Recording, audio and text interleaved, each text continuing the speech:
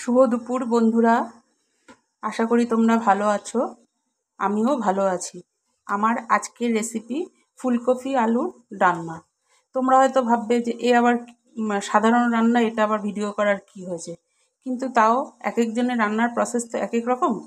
তা আমি কীভাবে ফুলকপি আলুর ডালনাটা করছি সেটাই তোমাদের সাথে আজকে শেয়ার করব। দেখো, চলো তাহলে দেখাই কিভাবে করছি। দেখো, কড়াই আমি গ্যাসে বসিয়ে দিয়েছি। এবার আমি কড়াইতে তেল দিয়ে দেবো।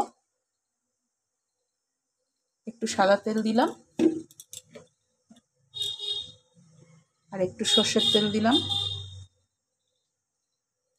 এবার দেখো, ফুলকপি আমি আলু ছোট ছোট করে কেটে নুন হলুদ মাখিয়ে রেখেছি।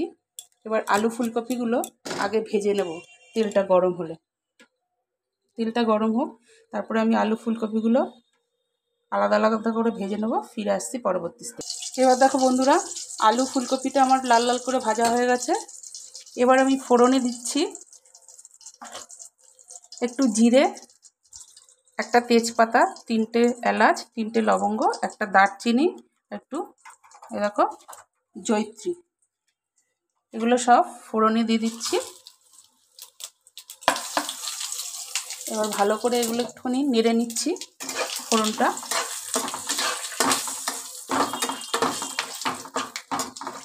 দেখো, এবার আমি দিয়ে দিচ্ছি টমেটো গ্রেট করে রেখেছি, সেটা দিয়ে দিচ্ছি। আদা গ্রেট করে রেখেছি, সেটাও দিয়ে দিচ্ছি।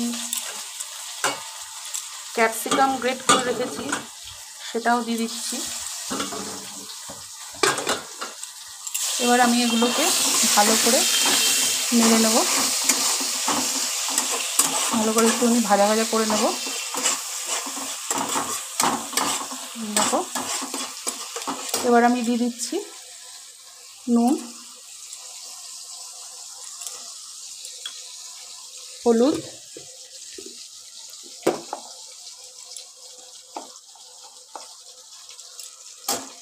দেখো হলুদ দিয়ে দিলাম। এবার আবার একটুখানি নাড়াচাড়া করে নেব। এবার দেবো কাঁচা লঙ্কা পেস্ট করে রেখেছি, সেটা দিয়ে দিচ্ছি।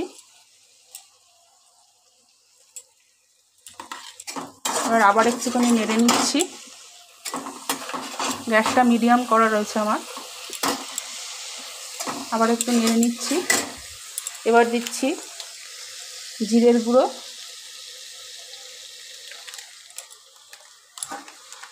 দিচ্ছি ধনে গুঁড়ো। এবার ভালো করে একটু জল দিয়ে কষিয়ে নেব মশলাটাকে, নাহলে কড়াইতে লেগে ধরবে, মশলাগুলো না হলে পুড়ে যাবে। একটু জল দিয়ে এবার আমি গ্যাসটা বাড়িয়ে দিচ্ছি, দিয়ে এবার ভালো করে মশলাটাকে কষিয়ে নিচ্ছি। ফিরে আসছি পরবর্তী স্টেপে।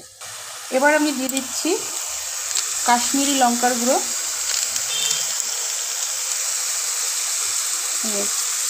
কাশ্মীরি লঙ্কার গুঁড়ো দিয়ে দিলাম। এবার দিয়ে দিচ্ছি চিনি। নিরামিষ রান্না তো একটুখানি মিষ্টি মিষ্টি হলেই ভালো লাগবে, চিনি দিয়ে দিলাম। এবার ভালো করে আবার একটুখানি কষিয়ে নিচ্ছি সব দিয়ে।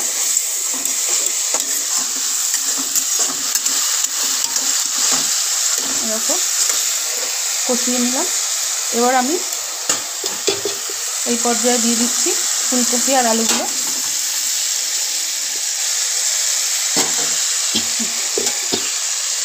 এইবার ভালো করে মশলার সাথে ফুলকপি আলুটাকে ভালো করে কষিয়ে নেব খানিকক্ষণ। আমি কষিয়ে নেব, ফিরে আসছি পরবর্তী স্টেপে। এবার দেখো আমার কষানো হয়ে গেছে, গা দিয়ে তেল ছেড়ে দিয়েছে মশলার গা দিয়ে। এবার আমি জল দিয়ে দিচ্ছি। যে বাটিটা ফুলকপি আলু ভেজে রেখেছিলাম সেই বাটিটা ধুয়ে জল দিয়ে দিলাম। আর একটু জল দেবো।